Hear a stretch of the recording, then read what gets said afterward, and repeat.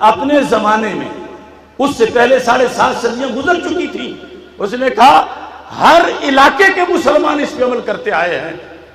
اگر بات کمزور تھی تو صحابہ نے کیوں کیا عمل، تابعین نے کیوں کیا، تبع تابعین نے کیوں کیا، بعد والوں نے کیوں کیا؟ لہذا کہا تعامل میں اس کو سند کی کمزوری سے مبرہ کر دیا ہے۔ حدیث کیا ہے؟ میرے آقا صلی اللہ علیہ وسلم فرماتے ہیں، اور یہ بھی سب کے لیے تحفہ ہے، موت فوت کا سلسلہ روز جاری ہے۔ میرے آقا علیہ السلام فرماتے ہیں اذا مات احدکم، جب تم میں سے کوئی فوت ہو جائے، فسویتم علیہ التراب، سارے مراحل پورے ہونے کے بعد، جنازے کے بعد تم نے اس کو زمین میں دفن کر دیا، پھر دفن کر کے بھاگ نہ جانا، فَلْيَقُمْ أَحَدُكُمْ عَلَى رَأْسِ قَبْرِهِ، ایک بندہ کم از کم اس کی قبر کے سرانے کھڑا ہو جائے۔ یہاں بھی یہ شرط نہیں کہ وہ مکی مدنی بندہ ہو، یا وہ غوث کتب یا عالم ہو، شرط ہے کہ کلمہ گو مسلمان ہو، اگرچہ ان پڑھ ہی کیوں نہ ہو، اگرچہ 15ویں صدی کا ہی کیوں نہ ہو، اگرچہ وہ عجم کی زمین کا ہی کیوں نہ ہو۔ ہاں ظاہر ہے کہ حرمین شریفین کی زمین کی تو مزید اپنی برکتیں بھی ہیں۔ میرے آقا صلی اللہ علیہ وسلم فرماتے ہیں ایک بندہ قبر کے سرانے کھڑا ہو جائے، کیا کرے؟ فرمایا اس کو ندا کرے،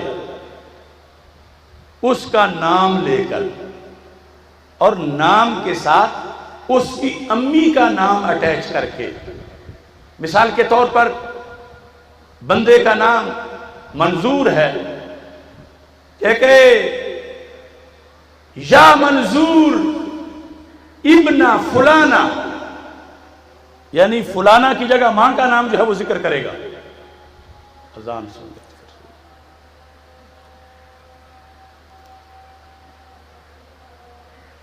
اللہ پانی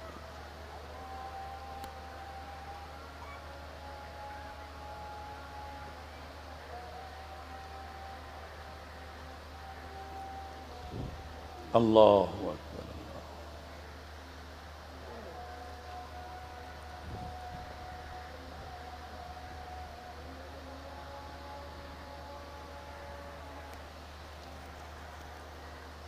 اشہد ان لا الہ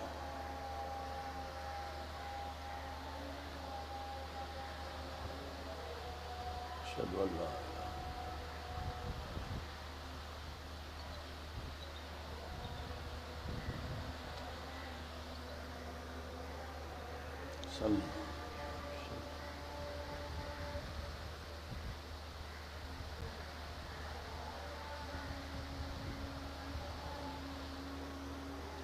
صلی اللہ علیہ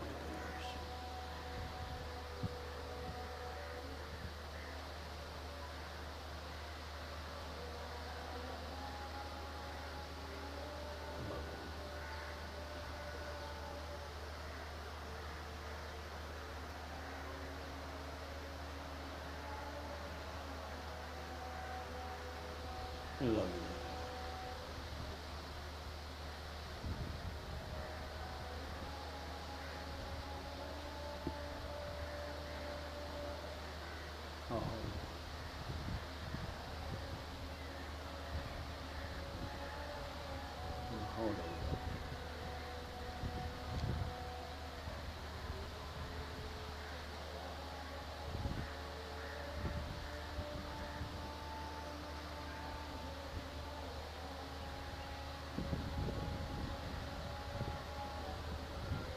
اللہ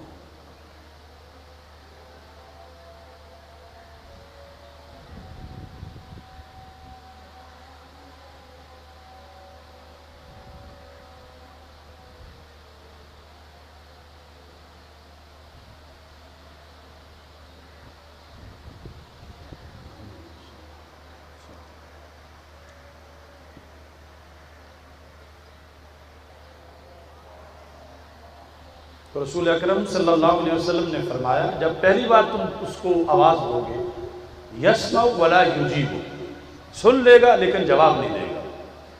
اور دوبارہ کہو یا فلان ابن فلانا کا انہو یستوی جالسا، اب قبر میں اٹھ کے بیٹھ جائے گا۔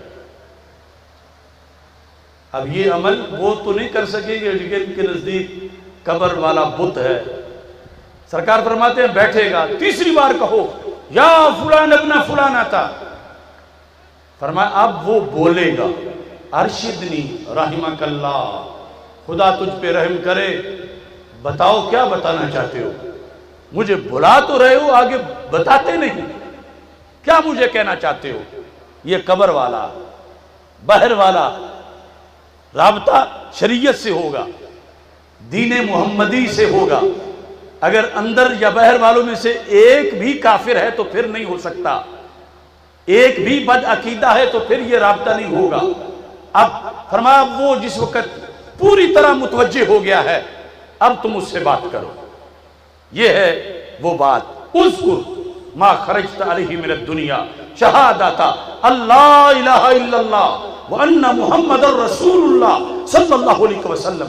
اے قبر والے یاد کر اس عقیدے کو جو پوری زندگی آخری سانس تک جسے تو نے سنبھال کے رکھا، وہ عقیدہ یاد رکھ۔ تو نے اللہ کو وحدہ لا شریک مانا، تو نے حضرت محمد مصطفیٰ صلی اللہ علیہ وسلم کو آخری نبی مانا، تو نے قرآن کو امام مانا، تو نے اسلام کو دین مانا۔ اے قبر والے اس عقیدے کو یاد کر۔ ہمارے آقا صلی اللہ علیہ وسلم فرماتے ہیں جب بحر والا یہ بولتا ہے اندر وہ بھی پڑھنا شروع کر دے گا۔ یہ ہے ابن قیم نے کہا 7 صدیوں پر تو عمل ہوتا رہا، ملاوٹ ہوئی تو بعد میں کوئی کرے گا، اس میں تو کوئی ملاوٹ نہیں۔ کہا جس وقت بحر والے نے پڑھا اندر وہ وجد میں اللہ ربی محمد النبی کی صلی اللہ علیہ وسلم، اوپر سے منکر نکیر آ گئے۔ سرکار فرماتے ہیں منکر نکیر جب دیکھتے ہیں کہ جو کچھ ہم نے پوچھنا تھا یہ وہ جواب خود ہی دے رہا، ہم نے پوچھنا تھا مر ربوں کا، ہم نے پوچھنا تھا ما تقول فی ھذا الرجل، یہ خود بخود ہی اس کا ورد قلب اس کا جاری ہے۔ تو رب ذوالجلال سے وہ رابطہ کریں گے یا اللہ اب ہم اس سے کیا پوچھیں۔ ایک دوسرے کو طرف توجہ کر کے کہے گا کہ اب یہاں پوچھنے کی تو کوئی گنجائش نہیں رہی۔ میرے آقا صلی اللہ علیہ وسلم فرماتے ہیں اس پہلی کڑی منزل میں فرشتے بن پوچھے واپس جا کر اس کی کامیابی کا نوٹیفیکیشن جاری کر دیں گے۔ یہ کتاب الروح کے اندر حضرت امیر معاویہ رضی اللہ تعالیٰ عنہ سے روایت، اور اس کی سند کے لحاظ سے ابن قیم کا جو تبصرہ ہے وہ میں پہلے آپ کے سامنے بتا چکا ہوں۔ جب یہاں تک بات پہنچی تو صحابہ نے پوچھا یا رسول اللہ صلی اللہ علیہ وسلم فائدہ تو آپ نے بڑا بتایا لیکن یہ جو شرط ہے کہ اس کے نام کے ساتھ جو ایڈ کرنا ہے وہ اس کی امی کا نام کرنا ہے، تو امی کا نام تو اکثر اتنا مشہور نہیں ہوتا، یعنی وہ خاص رشتہ داروں کو ہی پتہ ہوتا ہے۔ تو کیا کوئی متبادل طریقہ ہے اس کا کہ کسی اور کا نام یا نام کے بغیر، امی کے نام کے بغیر، یا پھر کچھ دنوں کے بعد پوچھ کے آ کے پھر کر لیا جائے؟ تو میرے آقا صلی اللہ علیہ وسلم نے فرمایا باقی کوئی آپشن نہیں، کرنا بھی ضرور ہے، کرنا بھی اسی وقت ہے، اور نام بھی امی ہی کا لینا ہے۔ تو پھر حل کیا ہے؟ فرمایا حل یہ ہے ینسبہ الی امہ حوا، فرمایا اس کی امی کا نام نہیں آتا، بڑی امی حوا کا تو سب کو آتا ہے، اس کو حوا کا بیٹا کہہ کے پکارو، اے منظور حوا کے بیٹے، اے خالد حوا کے بیٹے۔ میرے آقا صلی اللہ علیہ وسلم فرماتے ہیں اس طریقے سے بھی جاگ جائے گا اور جو کہو گے اندر وہ سنے گا۔ اب دیکھو آج دنیا میں عربی ہمیں تب آتی ہے عربی پڑھیں، اور ایک بندہ ہے مثال کے طور پر شکر گڑھ کا، ساری زندگی صرف و نحو پڑھنے کسی مدرسہ میں گئے ہی نہیں، لیکن مومن پکا ہے،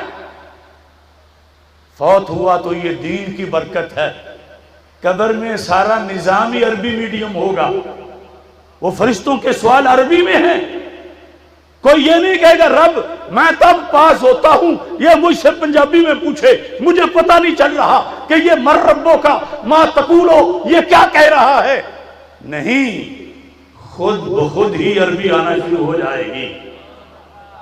اگر مانا ہی ان کو بت جائے تو بت سنے گا کیسے، بت بولے گا کیسے، بت سمجھے گا کیسے، بت پڑھے گا کیسے؟